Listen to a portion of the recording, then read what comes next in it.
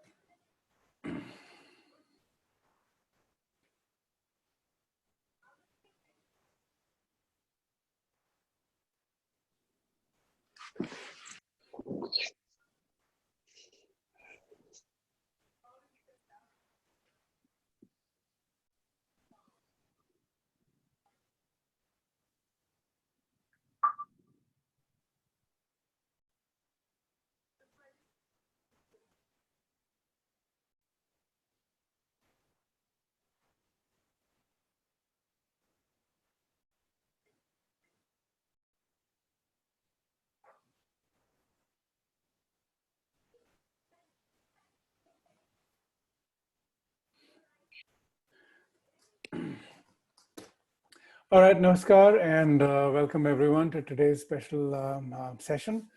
This is a session on social EQ for kids, but parents are welcome to listen in and participate. I'm really happy and glad to introduce you to today's speaker. Today's speaker is Dr. Amita Roy Shah. She's an author, professor, as well as an educator.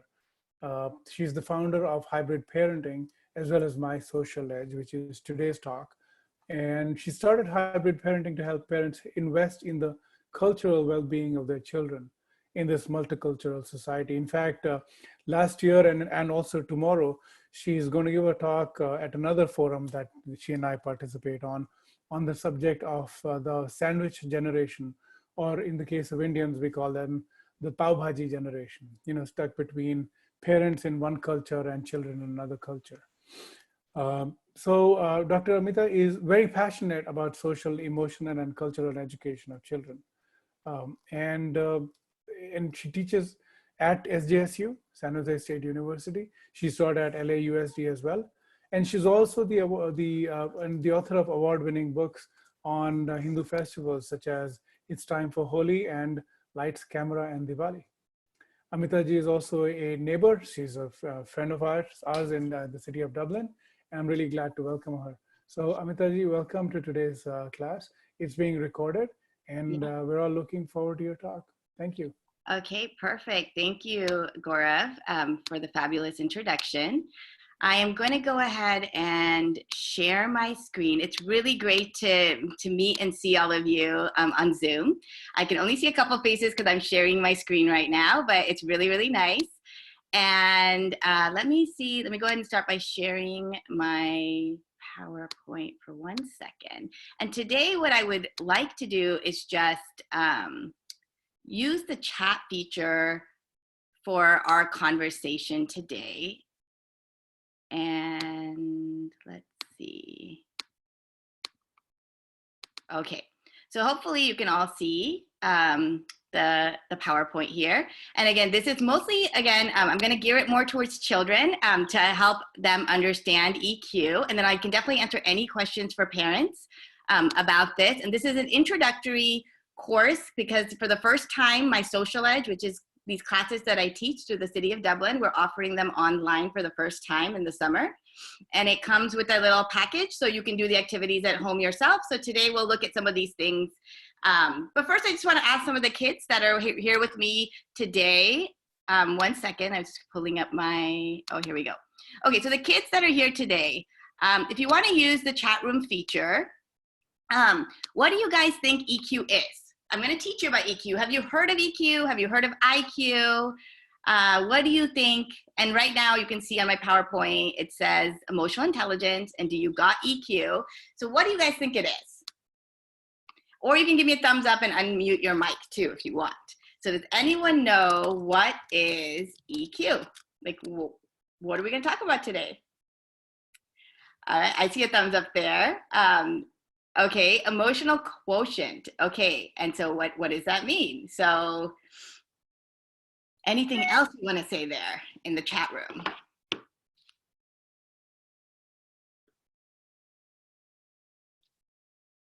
And feel free to also speak. You can unmute your mic if it's easier to speak.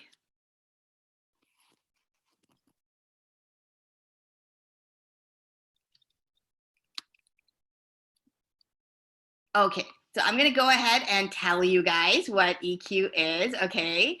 Ability to interact with others, that's great. Okay, emotional quotients. Okay, so it's the ability to interact with others, but it's also the ability to identify your own emotion. So what is going on within yourself, and then what is going on within somebody else? Like, can you tell these signs? Like, so when you meet someone for the first time, like when you go to class and it's your first day of school, and you don't know that many students, what do you do to meet them? What is something that you do? Put it in the chat room.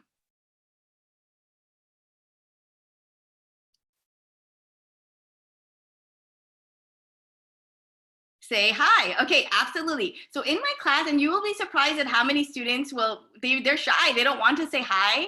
They sometimes maybe don't want to make eye contact, talk and ask questions. Yeah, so I always say like sometimes like, in my class, we talk about introduce yourself. Yeah, like, hey, you know, my name's Amita, you know, Amita auntie to the kids.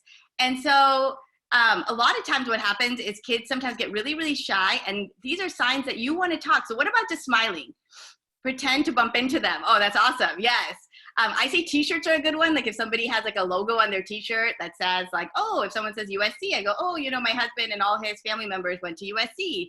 So there's ways in which we can make common connections, and we use that as small talk. So I don't know if you guys have heard of the term small talk, but their small talk is sort of like, wow, it's so windy today. Sometimes I just say that to someone, you know, before coronavirus time, walking on the street, like, isn't it windy today? I don't know them, but you know, just to show them that I'm talkative and I want to talk. I would approach them and introduce myself. I think they are people who I am comfortable with. Yes. So my second question to you is, how do you know if someone is comfortable, like they want to talk to you? How do you know like it's okay to approach them? Are there signs that other people give off? Yes, so body language, right? A very important skill for leaders to have consists of empathy, understanding one's own and others' emotions, and communicate that understanding and show compassion. Yes, so these are all different pillars of the EQ that Mikio wrote. Okay, thank you. And so now I wanted to just think about, how do you know, again, if someone wants to talk, or how do you know if they don't want to talk? Like to stay away from them, like maybe they're not in the mood to talk and they seem like they're grumpy. Or how do you know that, okay, this person seems like they would want to talk to me? And, you know, so somebody wrote body language here. So what kind of body language, right? So the person the person doesn't make eye contact. So again, it's interesting because a lot of people, so sometimes people don't make eye contact because they're shy too, right? And some people just don't want to talk. Tone of voice, Not to talk means they are shy. See, so we have a lot to decipher, a lot to figure out, like the coding of, you know, understanding someone. Not to talk means they are shy, right? But it can also just mean, like I know students that sometimes just will look at their phone the whole time because they're shy, but then do you think someone maybe not approach them because it looks like they don't want to talk, right? So people may not approach you if you don't look approachable.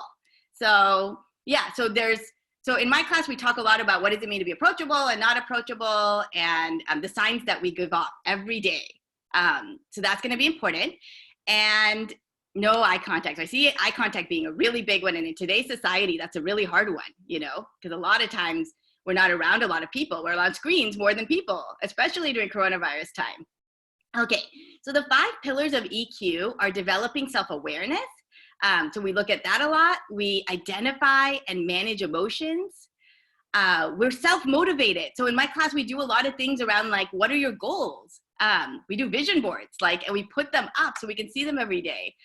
Showing empathy, understanding what that means to really like connect with the feeling someone else is having versus sympathy, just saying, oh, too bad for you, and then you move on to something else. Like really connecting with them, and then handling those social relationships. So it's one skill that is not taught in schools because it's so complicated. You saw how complicated it was when we just talked about how do you know if you should or shouldn't approach someone. It's very complex and nuanced, but the one thing I will tell you is that students have better grades when they have higher EQ. They're able to concentrate and focus a lot better because they're motivated because they understand themselves and what they want in life. And they have happier, healthier, more meaningful relationships, which is one of the keys to happiness. It's just having those great relationships in life, okay? So let's move on to the fun part. I know you guys are sitting there listening to me, and I was a teacher, so I understand. And so let's take a look at this here. So this is your brain. And for my kids that are there, I want you guys to get a piece of paper. We'll be using a piece of paper in the class and a pencil or a pen. If you have markers, you can use them, but you don't need to. And let me know once you have them.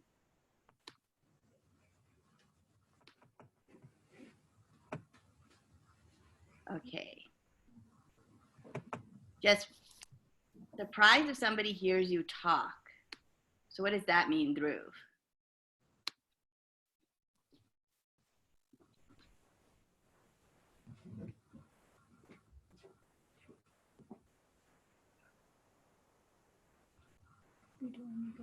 Okay, so whenever anybody that's in the chat is ready, just go ahead and just give me a thumbs up, like we're ready to begin. And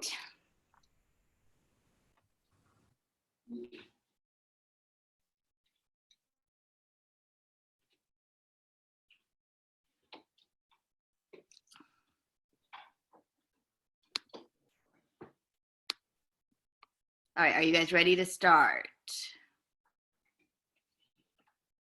Let's see here. Ready, thanks. Okay, perfect. Saurav and Dhruv. Okay, thank you. Okay, so let's go ahead and look at my, the first one here, which is the OMG emoticon. He's like this. Ah! So I actually want us to do that. And I know most of your videos are not on, but please try to do this because it will stick in your mind. So hands together and ah! Okay, so that is your OMG emoticon. So I'm gonna draw mine in red actually. And I want you to do just like a jelly bean. Create a jelly bean because that is part of the limbic system of your brain. And in my book, we call him, there's different names, right? But it's the amygdala and it's the OMG part of your brain. And it is reacting. So this is actually from my book. So this is the jelly bean shaped part of your brain controls emotions such as anger, fear, and sadness. And it goes into OMG mode to protect you. So it's like a jumpy superhero. When you're in a stressful or dangerous situation, your OMG amygdala, it starts saying, OMG, OMG, OMG, like do something. And it could be really good if a car is about to hit you, right? So it's, thank God we have an OMG because if a car is about to hit you, you need this to say, get out of the way. But sometimes it can also work against you when it's not a real threat, but your teacher calls you to go to give a presentation and you feel like it's a threat because you don't like going up and talking to your class. or in front of your class and seeing all these eyes on you. And so then this starts reacting as well. So today we're going to focus a lot on what is the amygdala and how does it react. And it starts doing things to your body and your mind, and it doesn't let you think clearly. So the next thing I want us to do is to look at the light bulb, which is your prefrontal cortex, and it's a lot bigger. And I want us to draw it, and you can draw like a light bulb to remind yourself that this is the smart part of your brain. Okay, so it's bigger.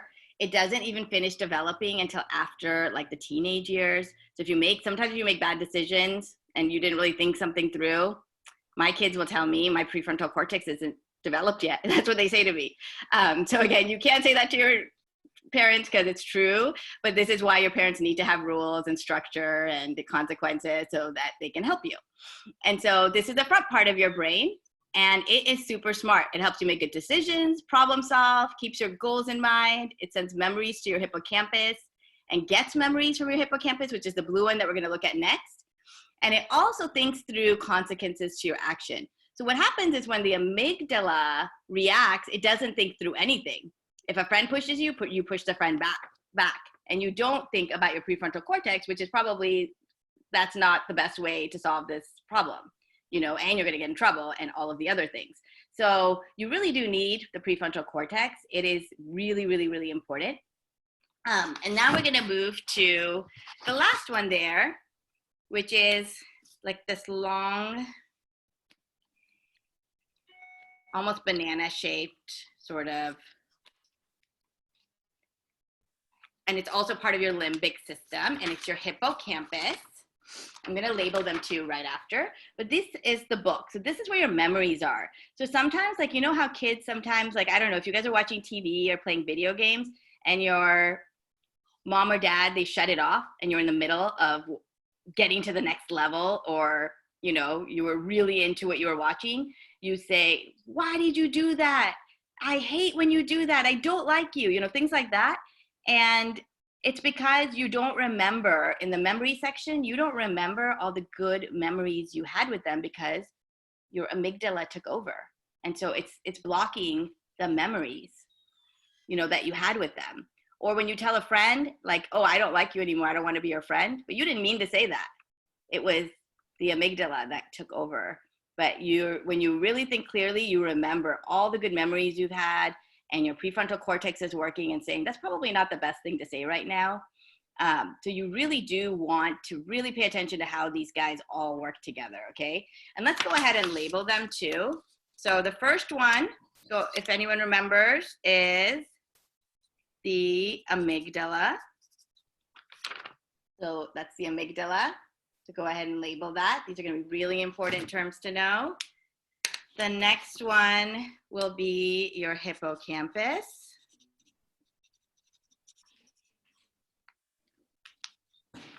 And it's also written on my slide, but again, you're writing hippocampus there for the memories. And then you want to go ahead and label the big guy, the one that we really do like a lot, and we want him to be working and making him stronger. Today we're going to talk about how do we make the prefrontal cortex strong. There are strategies you can use to make the prefrontal cortex strong so your amygdala doesn't take over. When you don't know these strategies, your amygdala will just start to take over. And we've all been in an amygdala hijack. So it's not just kids, it's adults too. And I model this for my kids. I tell them, they know when I'm in a hijack. I tell them I'm in a hijack. So we are going to think about this, okay? And the last one is a prefrontal cortex, yes. Okay. So we've labeled it. We know what the parts of the brain are. So let's take a look at the difference between what is that real threat and what is a perceived threat. So right now, I'm about to throw this ball at you, okay? If it hits you, what do you do next? It's coming right at you. So go ahead and write in your chat, what would you do if a ball was coming straight at you? Catch it, okay, yeah. Anyone else? Would anyone else do anything different when a ball was coming? Dodge it, okay. Dodge it, okay. And some people might freeze. So there's this actual thing, so try to block it. So the person that catched it was probably fast and was able to fight. So these examples are fight or flight. When you dodge it, that's flight. Or freeze, hit it out of the way, that's fight. So some of you, when you're in a hijack, you may just fight it. Some of you may withdraw completely. You may go into your rooms and cry, or just not feel like this is something that they want to deal with. Some of you may freeze in the moment and just let that ball hit you, right? But these are all ways in which your amygdala is responding to a threat that's coming at you, right? And that can be a suitcase falling on your leg, and you need to move your leg away, right? Or push that suitcase away. They see a lot of dodge, block, yeah, absolutely. So go ahead and, so we talked about the real threats, right? So a car coming at you. Back in the day, it was like a lion that was coming out to get you during the hunters and gatherers time. Now I want us to think about the perceived threat. I'm going to give you examples, but then we're going to use a chat room so I can see that you understand the difference. In my book, you get to draw it out. So you draw it out, and you realize that at the bottom it says there that an amygdala hijack is when you're experiencing a perceived threat. So we're going to look at what that hijack is in just a second. But a real threat is when you're really in danger. A perceived threat is when you think you may think it's a threat, like when someone says something mean to you. So that's one example. When someone says something mean to you, when a teacher calls on you to go up in front of the class. Can anyone think of any other perceived threats where they feel like their amygdala starts to react? It could be during an exam. You could start feeling like you're not sure how you're going to do on this test. And so that's also a perceived threat. Yep, anxiety disorders. Like just feeling anxious about something when you've never done something for the first time. I will tell you, I tried skiing for the first time this year. When your mom gets mad at you and then you start feeling like, oh my gosh, like, yeah, what is happening here, right? And then you start saying things, yeah, when you're scared. Absolutely, those are great examples. When you start feeling nervous, absolutely. Yes, that's it. That's exactly the face, right? That's exactly the face we're looking at there. Okay, perfect. Okay, so let's look at what happens to your brain when you let mom count to 0. Oh yeah, and then you're not sure what's gonna happen next. If you feel like you're gonna lose someone you love, or someone important to you. So I want us to talk about what's happening now, right, during coronavirus time.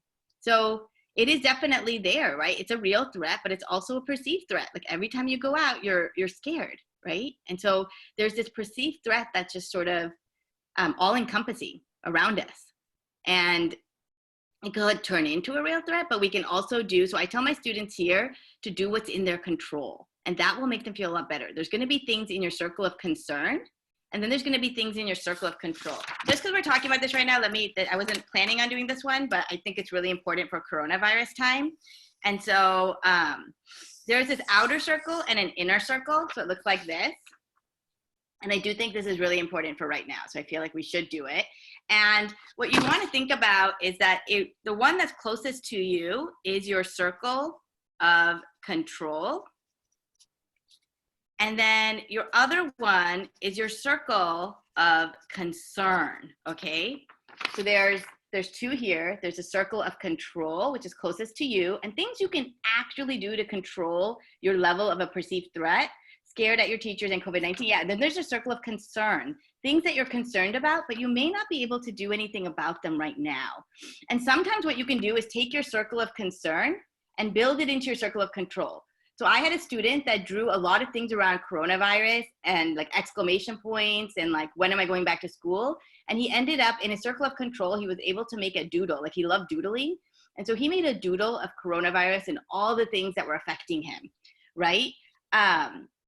Like if you're concerned about your family and friends here during coronavirus time, in your circle of control, you can call and check in on them and see how they're doing. And maybe if you can't visit them, right? So in your circle of concern, like when are you going back to school, right? Or what is summer gonna look like? We don't really know that, right? But in your circle of control, can you stick to a routine? Can you still take some of the classes that you enjoyed and subjects that you enjoyed online? Can you get physical activity? Yeah. So go ahead and let's go ahead and just write in the chat room now. What are some of our circle of concerns first, okay? So circle of concerns during this time. Okay, let's go ahead and just write them all out there. So then we can see like what are the things that we can control during this time. Grades. So absolutely your grades. What does that mean? And in your circle of control, it's just doing the assignments that you've been given right now. Going to a crowded place. Yes. So we're going to have to slowly figure out, right, based on what Gavin Newsom is saying and what you know, some of the best practices are, like what staying away right now is key. Checking if everyone is all right that I know. Yes. So in your circle of control, you can do something about that one, right? Family getting sick. Absolutely. So washing our hands is something in our circle of control. Social distancing is of concern, maybe because you're social and you want to be able to see people. So being able to, you can still be social on Zoom and through like apps that connect you to friends without maybe that, you know, and then stay physically distant. Quarantine my siblings driving me insane. Yeah. So I just did a whole mediation for siblings, like conflict mediation. And it's because we don't have the skills to tell them, I need this from you right now. So one thing you can do in your control is guidelines with your siblings and talk to your parents and figure out what your needs are. Why are they driving you insane? Corona is not going away. Well, we're waiting for the vaccine, right? So in our circle of control, you know, we need not normal to be at home. Yes. Absolutely. So that was great, you guys. I'm glad we did this because I think this is really, really important right now. If people who one is close with, gets coronavirus, absolutely. So again, just checking in with people, maybe the people that are going crazy at home, like they don't want to stay at home and you think they're going to go out, maybe checking in with them more often, maybe playing games with them more often. And so things like that will really, really help. Doctors, concerned about doctors. And so looking at circle of control now, you know, what can we control during this time? And routines, you know, doing your homework, you know, washing hands, checking off things from your bucket list. Do you guys have a bucket list? Checking off things that you can do, things you can do on your bucket list. So a bucket list is sort of things you've always wanted to do but never had time to do. Like my family used to make chocolate croissants. We don't really bake like extravagant things, but making chocolate croissants was something on our bucket list. We want to make bread, you know, so things like that, playing video games, that maybe trying out new ones, following safety guidelines. Yes, these are all attitude of our family members. That's a great one. So those are all within our circle of control. And when you feel like you have control over something, you feel better. So in my class, we also had secret kindness agents that went out on missions, like kindness missions. And we did gratefulness rocks. We did coronavirus rocks. So it was like, you know, be safe, wash your hands. And we put them all around the community. We made signs and we stuck them to our doors. Like we will get through this together. And so, you know, doing things like that, we can control how well we treat people during this time, people who are in need and those who aren't. Wow, we just made cake in a cup. Oh, that's awesome. Spending time with family, finishing school assignments, yes. So these are all, and it'll make us feel better to really focus in on what you can control versus like letting everything that's concerning you like overwhelm you, because that's not productive. Like sitting there, and it's called ruminating, when you keep thinking about the same thought over and over and over in your mind, and then you can't really focus on what you should be doing, okay? Okay, so I want us to go back to looking at the brain for a second now. And here we have, during an amygdala hijack, you experience high emotion. So that left brain right there, do you see how that bar is really high, that red bar? And that's because that amygdala was just hijacked, you know, and what a hijack means is that it took over your brain. So going back to this drawing, what I want you to do is to go ahead and make your amygdala go into your prefrontal cortex and your hippocampus. So in my book, I have them cross off the prefrontal cortex and the hippocampus. But here, I just want you guys to just notice that the amygdala has taken over, which basically means that these two parts of your brain have stopped working. So I have a big X on it too now. So the reason you want to stay calm and not freaking out is because your prefrontal cortex really needs to work for you to do well, for you to make those good decisions. Sometimes you just, if you're in front of like a class, you start like sweating and stuttering and you forget your words. But if your amygdala was calm and low emotion, then you would not be doing that. You would be able to give a really, really well thought out presentation because of that. Yes, and I like all these the emoticons there, because as you can see, I love emoticons. And in this one, it says, "Did you know that your amygdala is more likely to experience high emotions if you don't get enough sleep or you're hungry?" So the other thing I teach my students is that we can be aware of our emotions based on what's going on with your own body. So like on Mondays, you know how like when you used to go to school, Mondays were probably really, really hard because you had the weekend and you maybe slept late and then you woke up and then all of a sudden Monday comes and you're like so tired. So Mondays, you may be more likely to have an amygdala hijack. Other thing is if you're hungry, right? So I was hungry and I wanted to do a good presentation. I made myself a smoothie. So I was like, you know what? I need all of my brain to work right now. So I'm going to eat something. So I tell my students this. So stop if you're in the middle of realizing your amygdala is starting to react to something. You're crankier than normal. Go get yourself something to eat. Okay. So in our chat box now, go ahead and let's write out, like, when was the last time maybe you experienced an amygdala hijack? Like, what happened to you? When did you just feel like all of a sudden you were super frustrated, super angry, super mad about something that happened? And now you're realizing that the term is called an amygdala hijack, but you knew that it happened. It may have been on a day where you didn't get enough sleep. It may have been on a day when you were hungry, or, you know, someone said something really mean to you. Again, that was a perceived threat. Angry regarding COVID, yeah. Does it only have to be anger, fear, and anticipation? Well, it's usually like it's sort of jumpy, so it's related to your emotions. So, I mean, it's usually like a strong emotion, and it's trying to protect you. So it feels like it's a threat to your body. Angry about not getting to go outside because of COVID.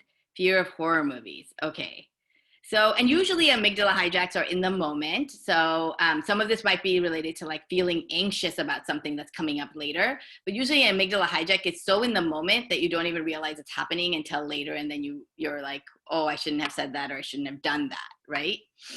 Okay. Yeah, spelling bee, right? That's a good one. Like in your body. So what happens to your body, I'm going to pull up this one now. What happens to your body is it goes into fight or flight mode. That's how you know you're in a hijack. So that was a good question. When my teacher tells me I haven't finished my assignment, yes. So and so looking at this chart, I want you guys to think about like when, like during a hijack, you experience being like maybe you're sweating, you're trembling. My mother and I went near Costco and my mother said we should get out because we were covered, but I refused due to fear of getting sick. Okay. And so you were really scared, right? Okay. And you could probably notice like you feel like you're going to throw up. So my students tell me like on the first day of middle school, when they started middle school or high school and they weren't sure what it was going to be like, that day they maybe woke up more teary. They maybe felt like sometimes your stomach starts to hurt. Your heartbeat is definitely really fast. So there's a lot of, and I actually brought in this book. Let me see. There's a lot of like symptoms that happen to kids and they don't realize. They start taking like Tylenol because they have a headache, but it's actually related to being worried or anxious or being in an amygdala hijack. So feeling dizzy, nauseous, tingly, cold, weak, sweaty, breathless, tearful, stomach ache, faint. So, you know, I know students when they went to camp, when you had to go to like camp in 5th grade, they thought like their stomachs were hurting. They were like, give me Pepto-Bismol or give me Tylenol. And then their parents realized that it had nothing to do with like an actual like symptom of their body, but, you know, something that was going on with their minds and being anxious about this. Yeah. Yes, absolutely. Even going to the bathroom.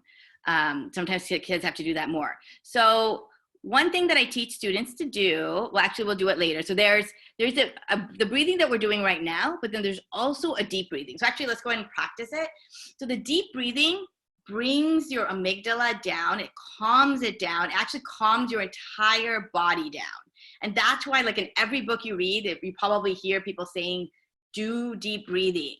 And it wasn't until I started making these books and stuff that I started realizing why deep breathing is so, so, so important. So let's go ahead and breathe in. And the key is to breathe in through your nose, out through your mouth, and longer out through your mouth. It has to be longer through your mouth, okay? And you want to sit up straight. Okay, and some people put their hand on their belly just to feel that. And let's go ahead and breathe in. For 2, hold it, and now breathe out.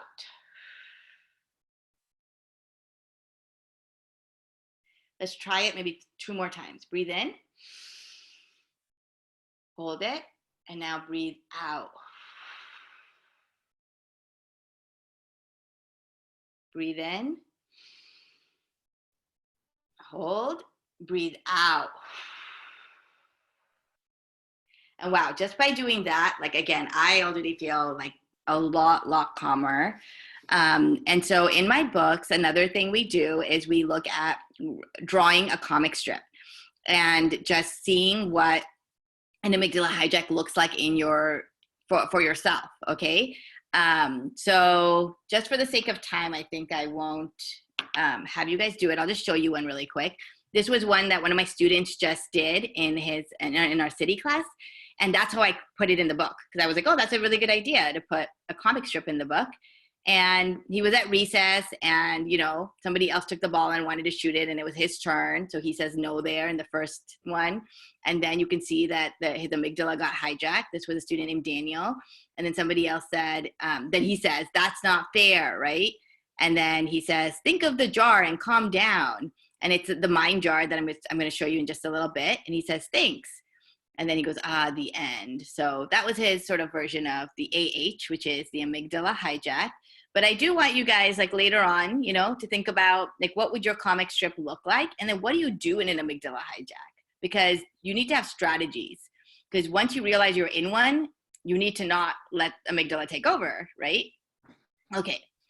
And the reason you get angry is because anger is a secondary emotion that's based on a primary emotion. So my first secret strategy in our class is called name it to tame it.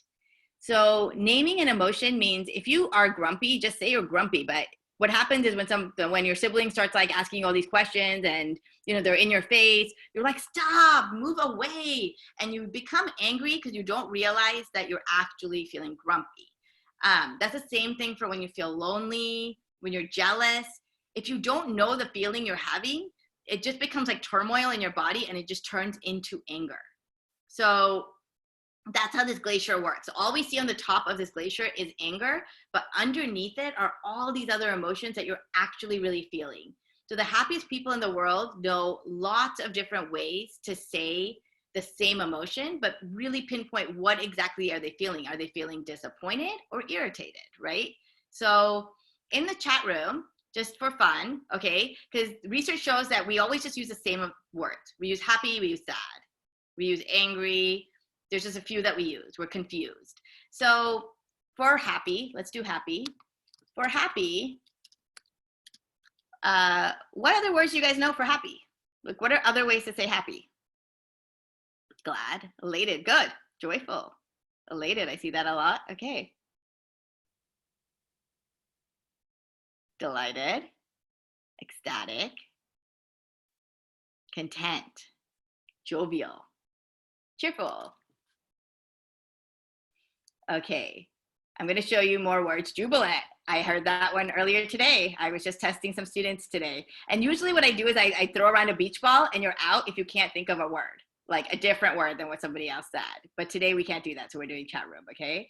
Okay, so let's move on to sad. What words do we have for sad? Depressed, annoyed, devastated, upset, depressed, wistful, very nice, unhappy, grieve, unhappy. Okay, I'm going to show you a chart now. Guilt. Okay. And so again, the more emotions that you are able to name and really pinpoint, the better it is for you. Like, that's another way to train your prefrontal cortex to step in and say, I'm not angry, I'm actually worried.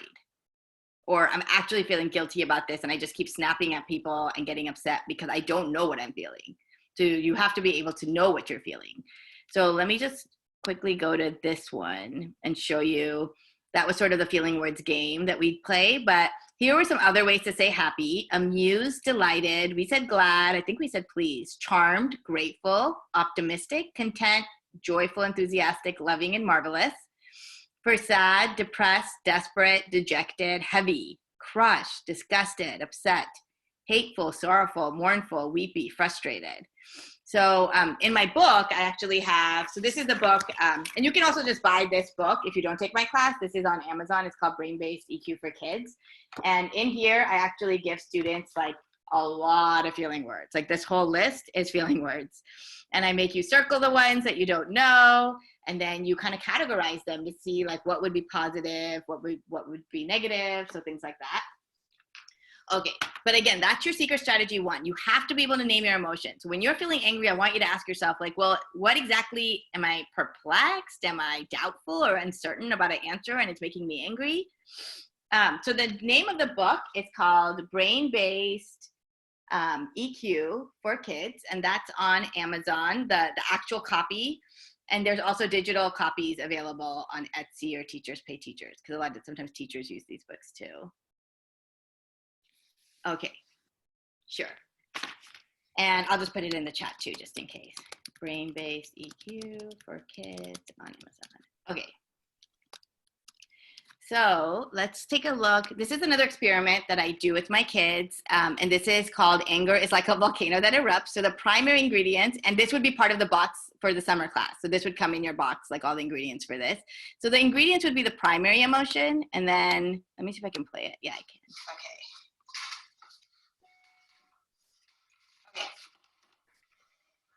Go ahead and start pouring it in.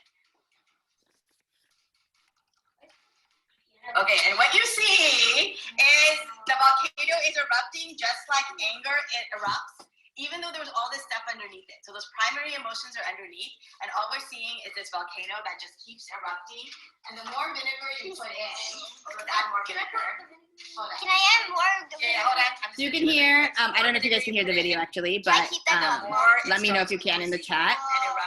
But in the video, they're saying like, oh, it's the vinegar, or there's baking soda. Can you hear the video? Or you can just, okay. Oh, good. Okay.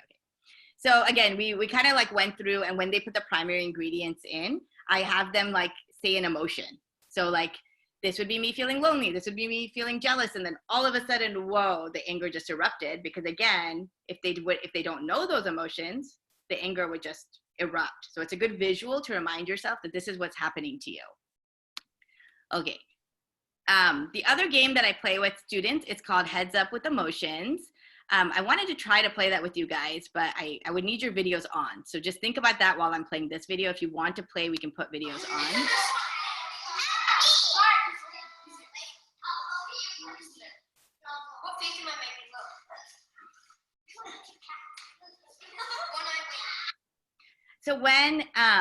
So when we play this, I tell them that they get extra points for being able to say, to do an emotion, and people can figure it out without using words. So that's why you saw them saying like, oh, I'm winking. You know, they were using their facial expressions more than they were using their words. Because remember when we talked about body language being really important and figuring things out like that.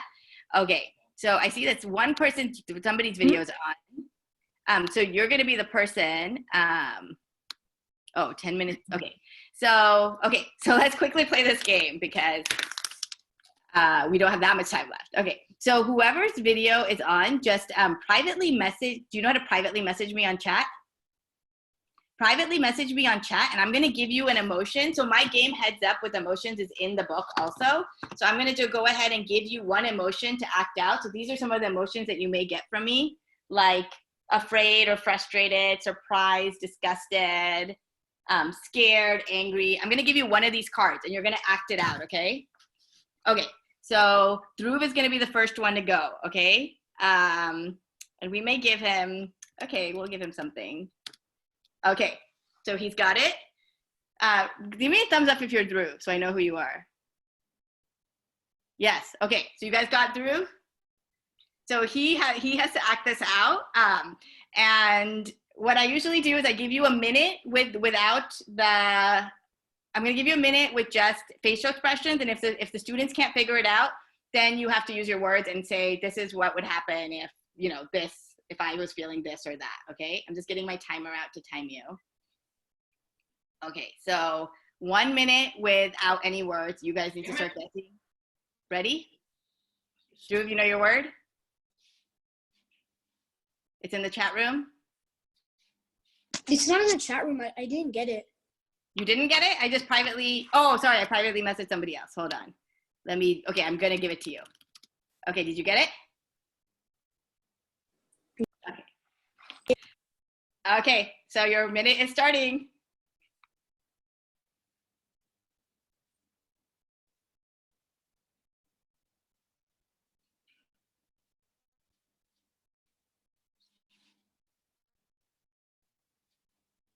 Okay, we don't hear people. Okay, some people are saying, wait, one person said scared. Harita, yes, she got it. Okay, you got it within a minute. Okay, who would like to go next? And let me write this down so I know which words you guys are doing. Okay, privately message me if you want to go next. Okay, Krisha is going. Okay, so Krisha, you are getting, I'm going to try to do hard ones for you guys because you just got that one. So let's see. Which one is Krisha? Thumbs up. Okay, perfect. Okay, so are you ready for this? Oh, wait, sorry, I gave it to someone else. Hold on. Drew, you can't answer this because you already know what it is, okay? Okay. Krisha, are you ready? Did you get your word? Yeah? Okay. All right, and hold on, timer. Yes, go ahead.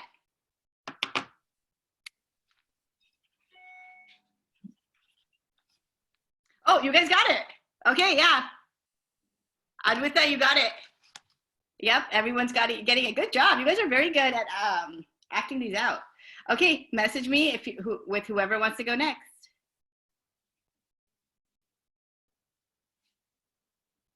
Okay, Srija, you're gonna be going.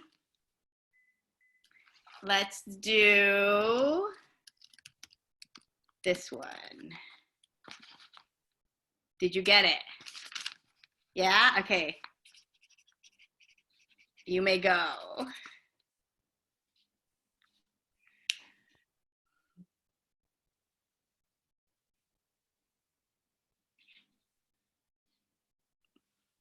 This is a hard one, you guys.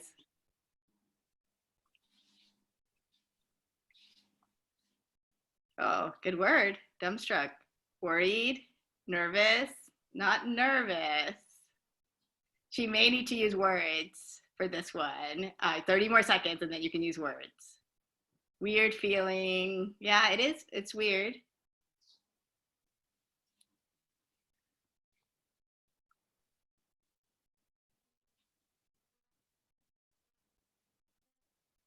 Not yet. It hasn't come up yet. Upset, sick, disgusted. Okay, I'm going to say 10 more seconds and then she's going to use her words. Nauseous, shocked, disgusted. Not there yet. Okay, go ahead and use words, Shrija, to try to explain when does this happen to you? Like give an example of when that might happen. It would happen when you mess up in front of a presentation in your whole class. It's like you pronounce a word wrong. Yes, they got it. Good job. All right, embarrassed was it. Good job, you guys. Okay. So who wants to go next? You guys are getting good at this. Yes, Avia, yes. I'm gonna send it to you right now. Okay. Okay, Avia, did you get your word? In the chat? And thumbs up if you're ready. You ready? Okay, go ahead. I want to put it on YouTube to show everybody.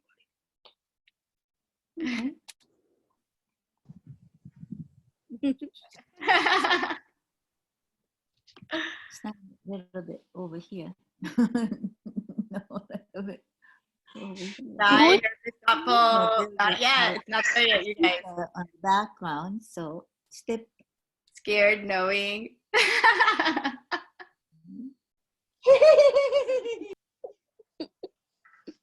It's not scared or withdrawn. This is a hard one, huh? Do you want to use your words, maybe? Yeah. Okay, go ahead. When does this happen to you, this feeling?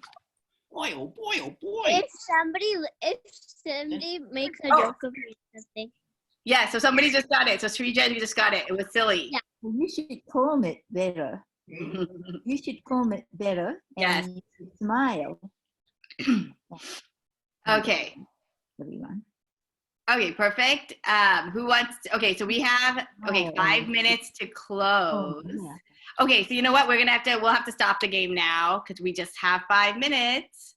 And I actually wanted to, okay, so this is the journal that comes with my book. So since we talked about the brain a lot, I just really want you guys to know, how do you make that prefrontal cortex strong and how does it step in? And I would say that if you guys can journal, so my students, I tell them to have a cool off area in their room. So a place where you go when you get really, really mad or frustrated, okay? And then you write in any journal. It doesn't have to be this journal. Any journal that you have, you just write, I feel blank when this happens. And what my students have found that have done this is that sometimes the same thing comes up for them, like a lot. Sometimes it's their sibling, and you realize that you're feeling really frustrated with your sibling, or you're feeling really frustrated or upset when you don't get your expectations met for something. So it's data about you. So the one thing you can do to not have a hijack is to keep journaling just the feelings, especially if they're like negative feelings or feelings that are coming up that are causing you to have a hijack. You want to use this exact phrase here. I feel blank when blank happens. And that is just getting you to name your emotion and figuring out what exactly is that emotion. So you're not going to get angry as much. You're not going to have meltdowns or tantrums or blow up at like people, because you will know exactly how you're feeling, and your prefrontal cortex will know. It'll say, hey, you've had that emotion before. Or remember how every time you start school, this is how you feel? And your memories get stronger and your prefrontal cortex gets stronger. Okay. And we won't get to do mind bubbles. The mind jar I did want to show you. So in my class, students get to make this mind jar. So the glitter is like your amygdala getting hijacked. And so see how it's swirling around? And then when your amygdala gets hijacked, I tell students to go to their room. They shake this jar. And then as they start breathing and doing deep breathing, and once all the glitter is down to the bottom, and remember we practiced our deep breathing, when this is all clear, and you see how it's clear right now, that means your prefrontal cortex is ready to work. So I tell people, like, if you're in a hijack, go to your room, shake the jar, wait for the glitter to come down, and then you're ready to make a good decision. And it can also be a water bottle. That's why I have a picture there for you if you want to do it. It's clear glue and glitter. Okay, if you have clear glue at home, it's like 20% clear glue, and the rest of it's just warm water. Make sure you use warm water, because I've messed these up before, because it doesn't work when it's like regular water. Okay, and we will not be able to talk about conscious, subconscious, or this, but I did want to maybe stop with the yoga pose. You guys usually do yoga, right, in this class? Yeah. Okay. Do you guys have a favorite yoga pose that you do? I don't know.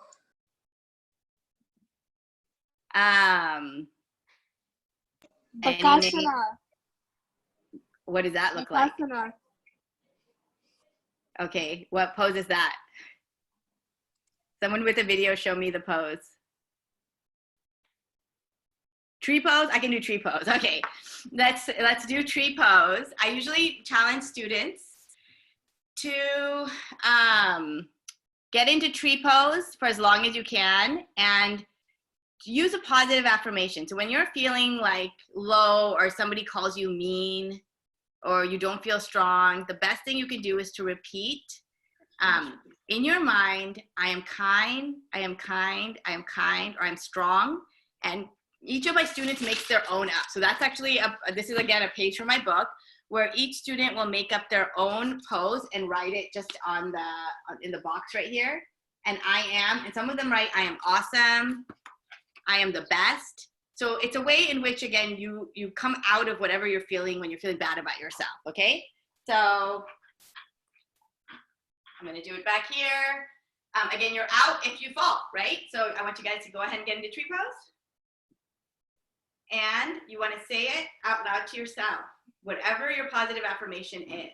I am kind, I am kind, I am kind, or I am awesome, I am awesome, I am awesome, I am brave, I am brave, I am strong, I am confident. Wow, and you guys are very good at this. I see somebody up there on their video and they are not falling. I am strong, I am brave, I am kind.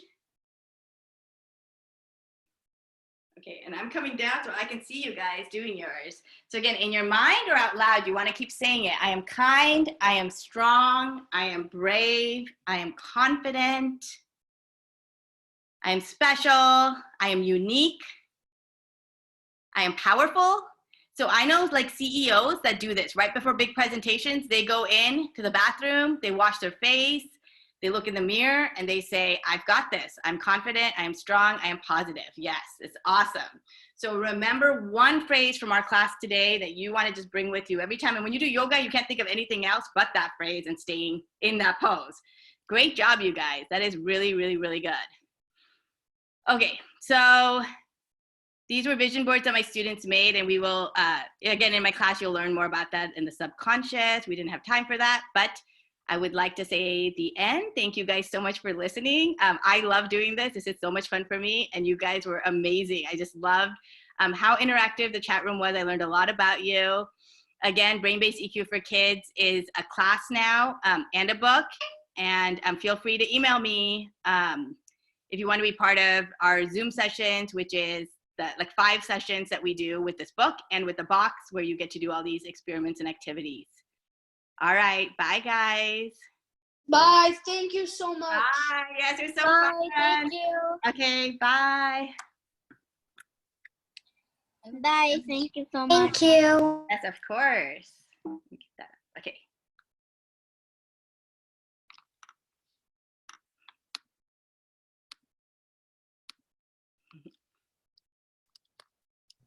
Thank you. Bye.